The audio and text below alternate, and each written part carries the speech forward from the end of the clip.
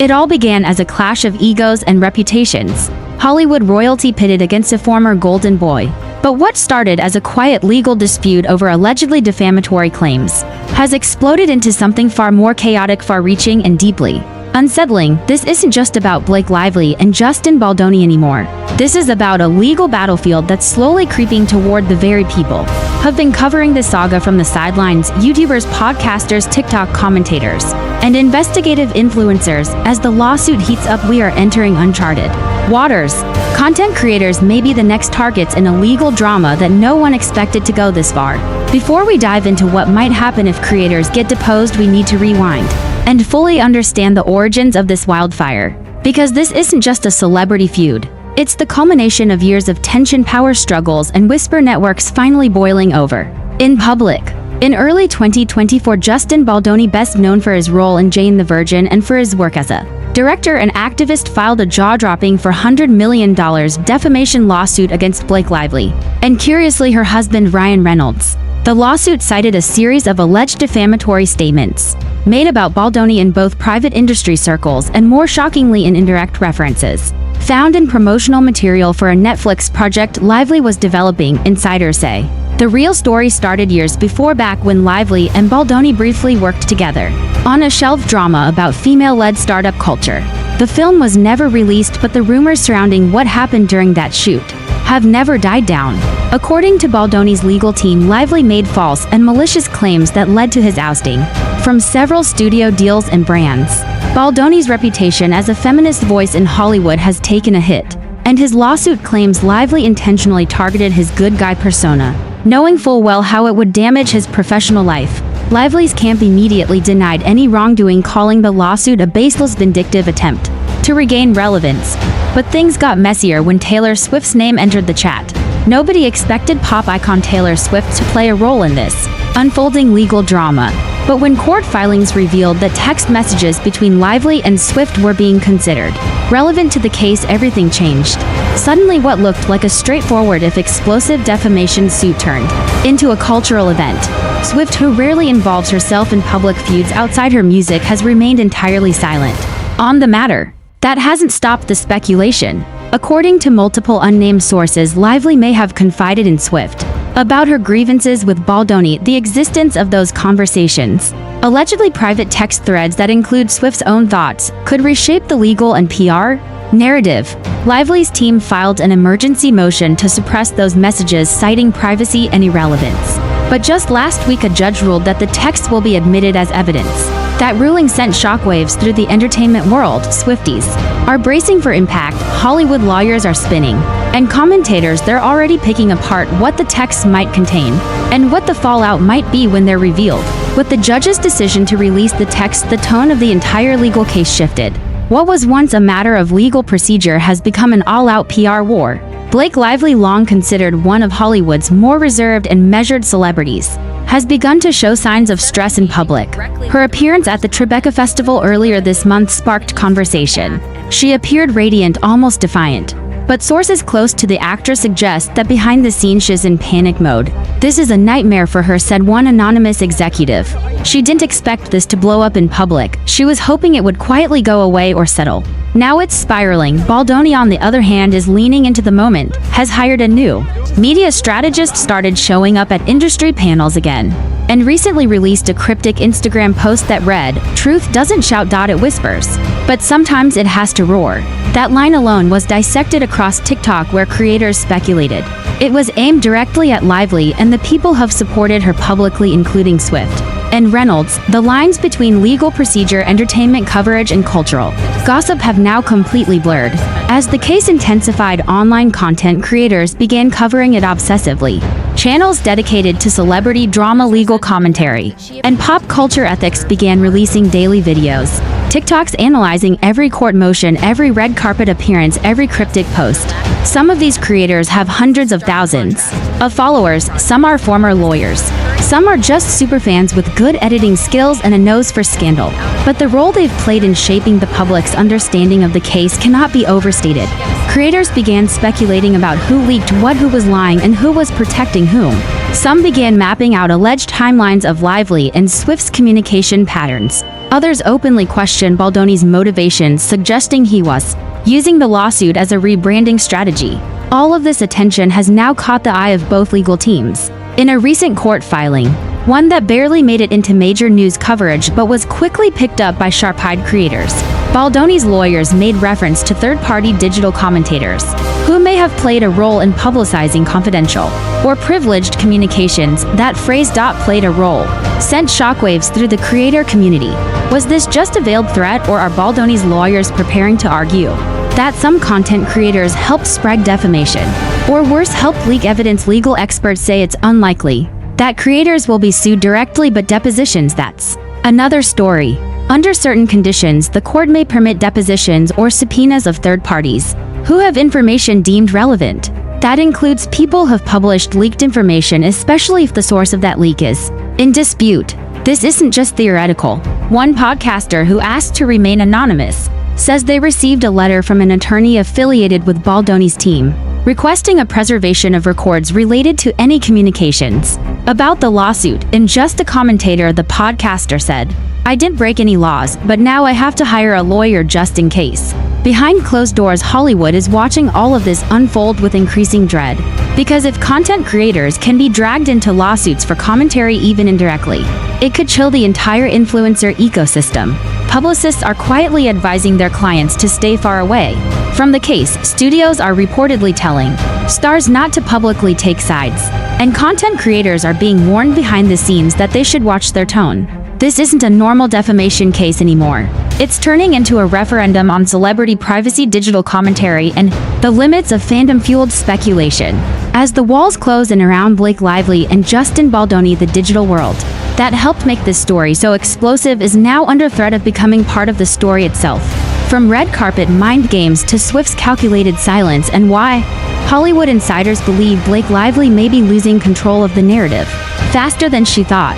If part 1 set the legal groundwork, part 2 shows us how this battle spiraled from courtrooms into the court of public opinion, and how Blake Lively, once a master of image control, is now flailing in a media war she wasn't prepared to fight. Because this isn't just about facts and legal arguments anymore. This is about optics, symbolism, and silence. It's about celebrity alliances, unspoken rules of protection, and how much a public persona is truly worth in 2025. The press, the public, and the platforms are now locked into a feeding frenzy, while one very famous pop star remains eerily silent in the middle of the storm.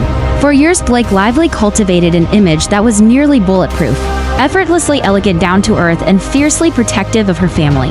She was the golden girl of the red carpet. Funny, but not messy, glamorous but relatable. She never got caught in public scandals. Her friendship with Taylor Swift only enhanced that carefully designed persona. But now that image is fraying.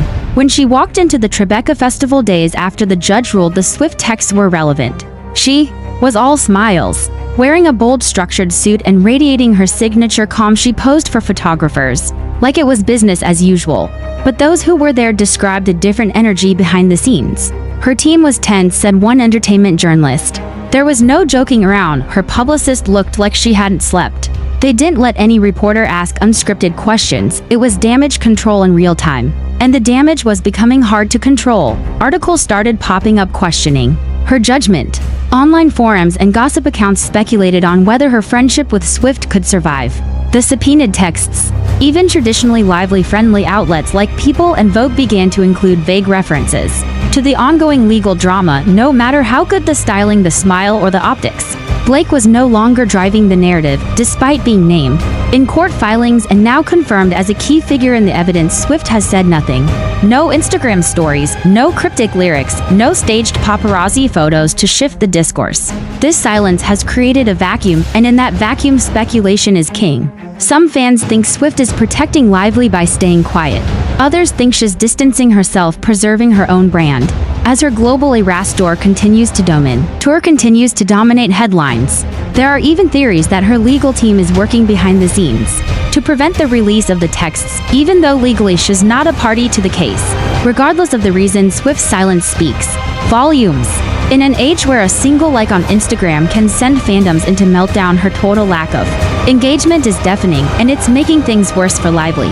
Because when one of the most powerful women in the world says nothing, while your career is under fire, the implication is louder than words. Also absent from the front lines, Ryan Reynolds. Blake's husband, known for his sharp wit and active online presence, has said nothing, no jokes, no deflection, not even subtle support. Sources say the actor is deeply concerned about the fallout, but is choosing to stay far away from it publicly, on advice from his lawyers and business managers. Ryan doesn't want to get sued again, one source said bluntly, and it's true, he was named in the original defamation suit by Baldoni.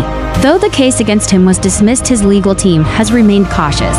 It's a far cry from the couple's usual public playbook, bantering on social media, appearing together at events, subtly roasting each other for likes and laughs. That energy has vanished. Reynolds' distance, whether intentional or strategic, is being interpreted as either a quiet show of support or a silent retreat from the chaos. Either way, it adds to the perception that Blake is increasingly isolated. Then there's Justin Baldoni. A year ago, most casual fans knew him as the charming Raphael from Jane the Virgin, or the guy behind tear-jerking viral videos about masculinity. His career had stalled, his book sales plateaued, his film projects were stuck in development limbo. But in the past few months has undergone a public transformation, has showing up at industry events again, has speaking on podcasts, has dropped the clean-cut image in favor of something more raw and weathered, and has done it all without once directly mentioning the lawsuit. It's a PR strategy built on restraint, something Lively's camp seems to have lost.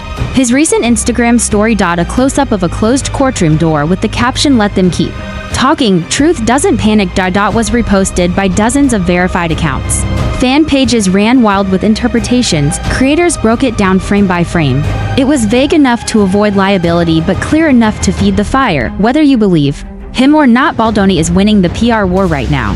One of the most surreal aspects of this case is how fandoms have shifted. For years, Blake Lively was protected by both Swifties and her own small but devoted online base. But now the conversation has shifted, and not in her favor. Popular Swiftie accounts are openly wondering if Lively betrayed Taylor's trust. Some believe the leaked texts may show Lively being manipulative or opportunistic. Others think she may have tried to use Swift's name to validate her own frustrations with Baldoni, putting Taylor in a position she never agreed to be in. This speculation, fair or not, has consequences. Blake Lively's comment sections are being flooded with snake emojis and cryptic "wait till July" references, based on the rumored timeline of the text release. Even beauty influencers who once praised her fashion choices are starting to post set tweets and reels alluding to mean girls behind designer gowns. It's a reputational slow burn, and it's happening in real time. Behind the scenes, insiders say major Hollywood figures are beginning to distance themselves from Lively. A planned skincare collaboration was quietly paused. A casting director for a major streaming series reportedly reconsidered offering her a role due to unpredictable publicity risks. In contrast, Baldoni's name is starting to reappear on call sheets and industry panels. One producer called him a redemption story in the making. It's a reversal few could have predicted, but it underscores a brutal truth about Hollywood: perception is everything, and perception is shifting. Mainstream media has joined the frenzy, but they're late to the party. By the time legacy outlets like Variety and Vanity Fair began publishing articles about the Swift text, YouTubers and TikTokers had already broken down the entire court filing, analyzed every sentence, and connected it to a dozen prior incidents. Creators became the primary source. They were faster, freer to speculate, and more in tune with what audiences wanted to hear. But with that power came risk. Some creators started using language that bordered on accusation. Some ran speculative stories based on unverified leaks. And now, as Baldoni's team begins to scrutinize those narratives, there's growing anxiety among the very people who amplified this story. Could they be subpoenaed next? Could their own videos be entered as evidence? What began as a private lawsuit has become a cultural crisis. And in this war, silence, optics, and influence matter more than truth. For now, Blake Lively is losing the narrative, Justin Baldoni is rewriting his, and Taylor Swift, her silence is beginning to sound like a verdict. The courtroom may be the official battleground, but in 2025 the real war is being waged online. Twitter threads, YouTube breakdowns, TikTok sleuths, long-form podcasts, and even speculative Reddit timelines have all become central to how this case is being consumed, and perhaps even shaped. And now the content creators who turned this into the internet's favorite train wreck might soon find themselves dragged into the very legal drama they helped amplify. The lines between journalism, entertainment, and influence have blurred, and in the space left behind, a new breed of celebrity court chronicler has emerged, one who is equal parts fan, analyst, and opinion maker. But as Justin Baldoni's legal team signals a potential interest In how this online narrative exploded so quickly and so powerfully, we are now forced to ask a difficult question. Did creators just document the chaos, or did they help create it? Let's be clear, covering public court cases is legal. Opinions, speculation, and even spicy commentary are protected speech. But when commentary starts to influence public sentiment so heavily that it shapes how jurors, judges, or witnesses behave, then we're entering murky territory. And this isn't just theoretical.